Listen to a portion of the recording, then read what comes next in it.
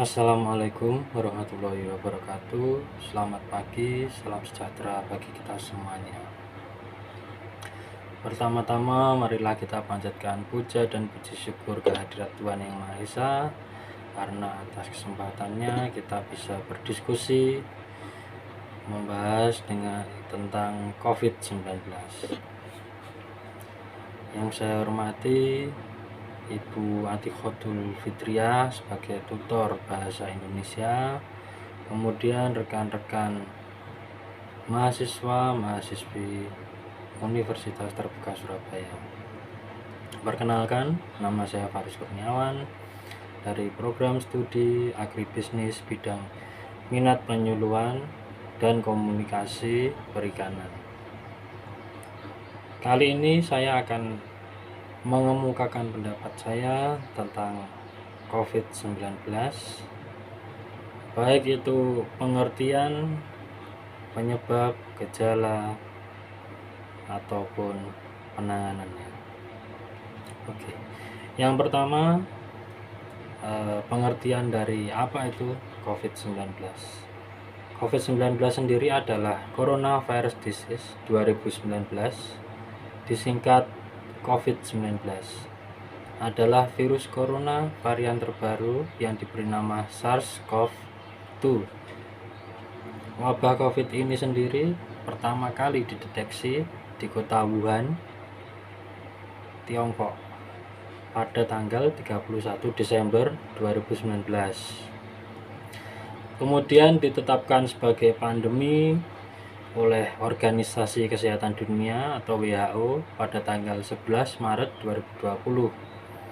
Karena awal 2020 ini penyebaran virus COVID-19 sangat tinggi, mulai dari luar negeri hingga mulai masuk ke Indonesia.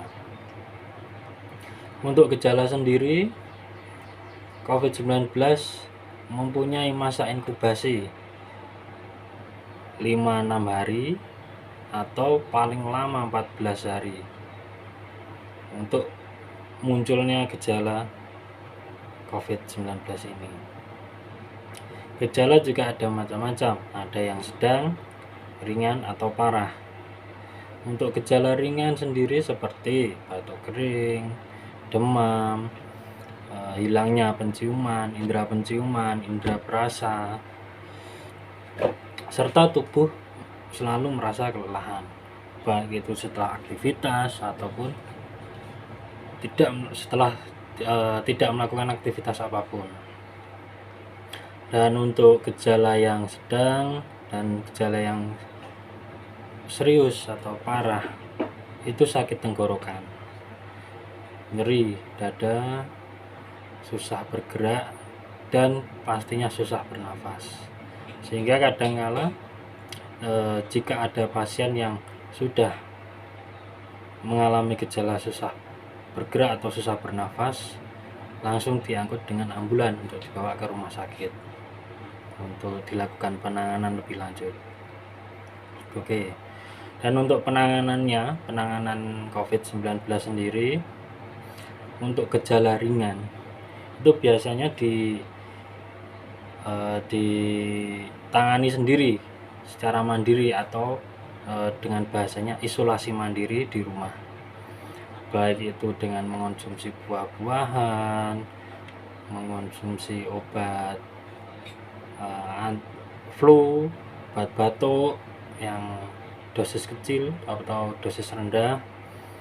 Kemudian untuk terkadang yang isolasi mandiri juga ada yang kehilangan indera penciuman atau kehilangan bau.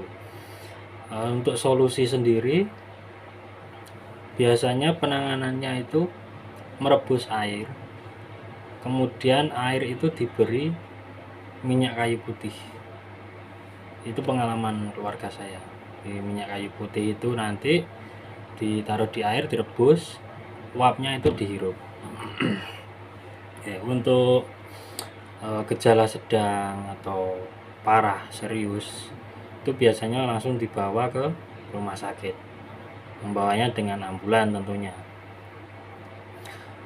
Di rumah sakit nanti juga diberi obat skala besar ya, maksudnya dosisnya itu lebih besar dibanding dosis yang isolasi mandiri. Nanti diberi buah-buahan, diberi vitamin. Untuk yang parah sehingga tidak bisa bernafas, itu memakai bantuan tabung oksigen, karena memang sudah parah ya, jadi untuk bernafas paru-paru itu tidak bekerja maksimal. Bahaya COVID sendiri itu bisa dibilang mematikan. Dari pengalaman, ada pengalaman teman, pengalaman tetangga juga ada itu wafat gara-gara COVID-19 ini. Kenapa bisa begitu? Karena ya mungkin ketika bekerja di luar, berkumpul dengan banyak orang, rekan kerja, kurang menjaga prokes atau jarak, terus tidak memakai masker terutama itu ya, itu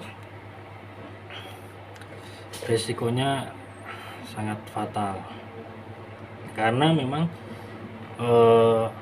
COVID-19 ini dia virus yang menyerang sistem kekebalan imun tubuh, kemudian menyerang paru-paru. Jadi memang saat itu kondisi fit sangat diperlukan untuk orang-orang, tidak boleh terlalu lelah, capek, karena dengan lelah dan capek yang berlebih itu sistem kekebalan tubuh atau sistem imun tubuh itu menurun, sehingga mudah masuk virus tersebut. Untuk antisipasi sendiri, makan yang teratur, menjaga prokes, baik itu masker,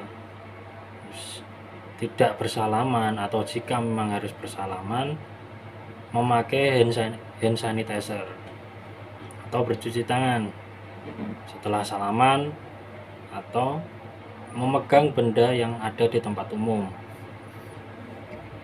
Kemudian setelah pergi dan pulang ke rumah, hendaknya mandi, mengganti pakaian, dan pakaian itu langsung dicuci,